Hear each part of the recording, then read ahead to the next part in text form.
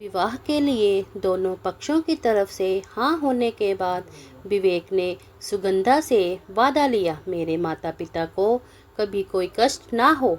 बड़े भैया उनके साथ रहते हैं, इसका मतलब ये नहीं कि हमारे सारे फर्ज पूरे हो गए। जब कभी जिम्मेदारी उठानी पड़ी तो मैं चाहता हूँ कि तुम पीछे ना हटो, मेरे कदम से कदम मिला चलो और उनके लिए दिल से करो। छोटा भाई बाहर सेट है, मतलब ये है कि वो जब भी आएगा मेहमान की तरह। और हाँ, एक बात और, पिताजी ने अपनी छोटी सी सरकारी नौकरी में हम तीनों पर बराबर मेहनत की है।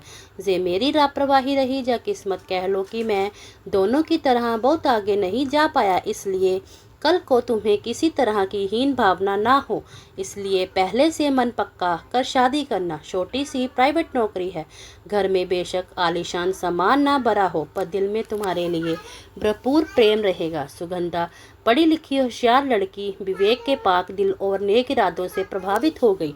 अपनी पारिवारिक परिस्थिति को देख वो हर समझौते के लिए तैयार हो गई। विवाह के बाद कुछ दिन ससुराल रह चली। पतिदेव के साथ कमाई बेशक ज़्यादा ना थी, कई बार महत्वाकांक्षा को मानना पड़ा था।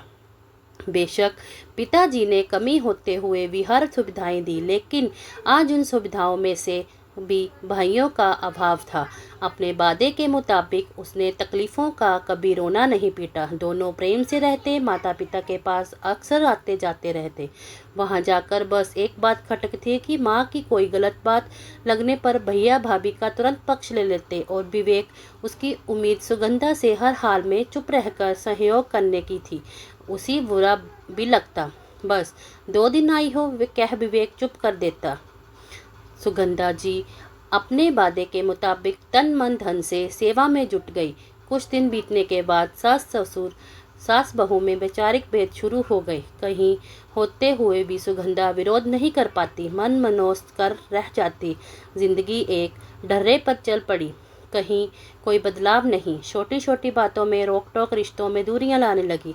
सब्जी जे क्यों नहीं बनाई, अभी कहाँ जा रहे हो, और बिना जाने बेतुके प्रश्न करने का महत्व ये है कि रोज के मनमुटाव विवेक के घर घुसने के बाद सरदर्दी बनने लगी। जब बहुत समझाने के बाद भी हल ना निकला तो उसने सुगंधा जी से ही चुप रहने के याचिका की। देखो सुगंधा, सब कहेंगे बड़ा दम पड़ता है, आज खुद पर पड़ी तबक्कल आई। ये लोग बुजुर्ग हैं, इनसे बदलने की उम्मीद करना बेकार है। तुम मेरी धर्मपत्नी हो, मेरी परेशानी समझो और किसी भी तरह समस्या का हल निकालो। तीनों बेटे पिता को छोड़ कैसे रह सकते हैं? भैया की पोस्टिंग बाहर है और छोटा आउट ऑफ इंडिया में। इनके बुढ़ापे में इन्हें झमेलों में पड़ा रहा तो अच्छी नौकरी भी नहीं ढूंढ पाऊंगा। अपनी तरफ से सेवा में कोई कमी ना करती। आज पिताजी के पुराने मित्र मिलने आए। अरे विवेक, तुम कब आए? वहाँ तो सुना है तुम्हारी अच्छी नौकरी लग गई थी। क्यों बेटा नौकरी छोड़ आए? मुझे यकीन था तुम इन्हें अकेला कभी नहीं छोड़ोगे। विवेक बोल नहीं पा रहा था।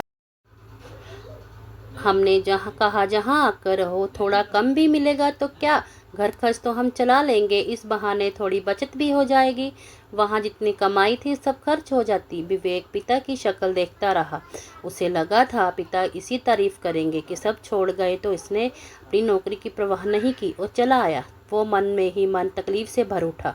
कितनी आसानी से पिताजी ने उनकी मजबूरी गिना, उसके त्याग को इतना छोटा कर दिया। जब तक भाई जहाँ था तब तक उनके दिमाग में से ये विचार नहीं आया कि विवेक की कमाई कम है, उसे बुला लिया जाए। ये सब सुनकर भी उसके चेहरे पर एक मुस्कुराहट थी, वो मुस्कुराहट जो उसके खुद के ऊपर आ रही थी। पिताजी की बीमारी के चलते अक्सर लोग मिलने चले जाते, बेटा बहू की सेवा देख तारीफ भी करते, पर असली तृप्ति तो तब मिलती जब माता पिता उनके त्याग को समझते।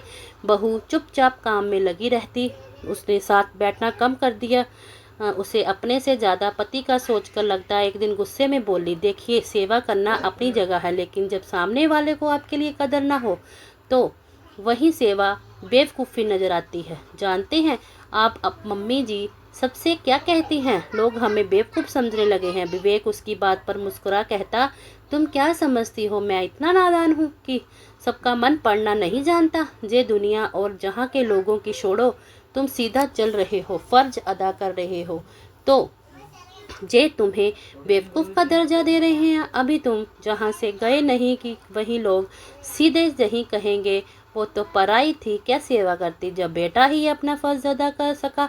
इसलिए सुगंधा, किसी की बात को दिल से मत लगाओ। मुझे खुशी है कि तुम मुझे धर्मपत्नी के रूप में मिली, लेकिन पिताजी वो तो बुजुर्ग हैं, ऐसा नहीं वो मुझे प्यार नहीं करते। वो मेरी स्थिति देख भड़ास निकालते हैं कि सब बन गए और जे जहीं 2-3 दिन से मौसी सास आई हुई थी, बहू को देख बहुत खुश होती, कैसे चुपचाप शांत मन से अपने काम करती रहती है।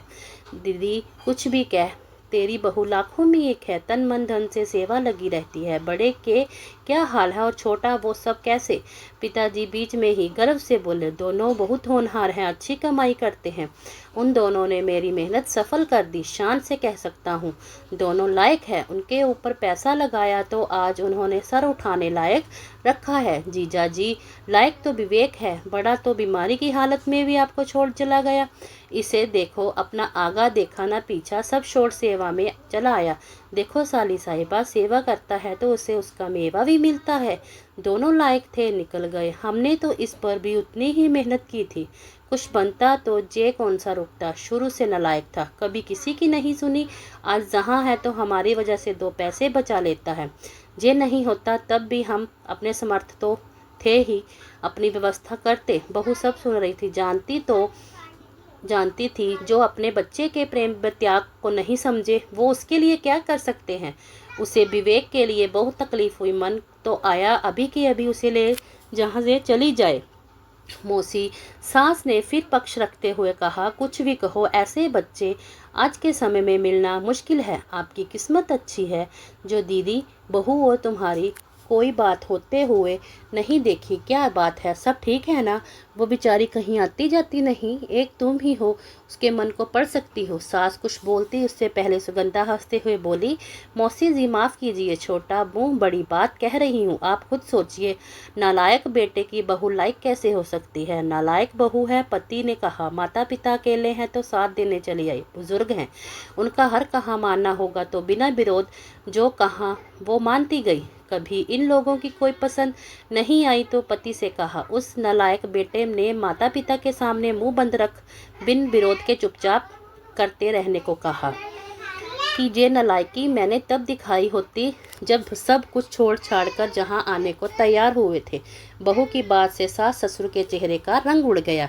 आज से ये नालायक बहू बिल्कुल नालायक हो चुकी है, क्योंकि अंतर आत्मा की आवाज़ को रोक नहीं पाई। अपने मन की कह नालायक बहू फिर चुपचाप अपने फ़र्ज अदा करने में लग गई। किसी के सीधेपन और फ़र्ज को उसका स्वार्थ बता कम मत आंकिए। मन का सुकून हर किसी को चाहिए, किसी के मन से की गई सेवा भाव को स्वार्थ का जामा पहना उसके मन के साथ खिलवाड़ क्यों?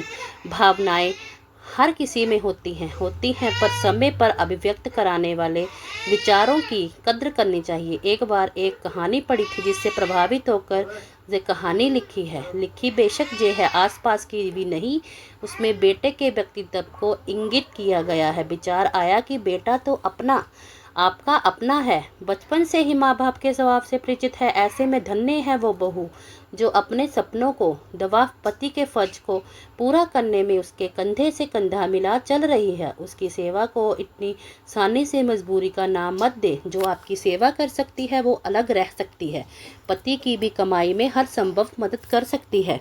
बात कितना अच्छा होगा यदि आपके 2 बच्चों में से एक कम है तो उसकी ताकत आप बने को नालायक नहीं, एक लायक बेटा पति और पिता बनने में उसकी मदद करें। अगर आपको मेरी कहानी पसंद आई हो तो प्लीज़ चैनल को लाइक शेयर सब्सक्राइब ज़रूर करें।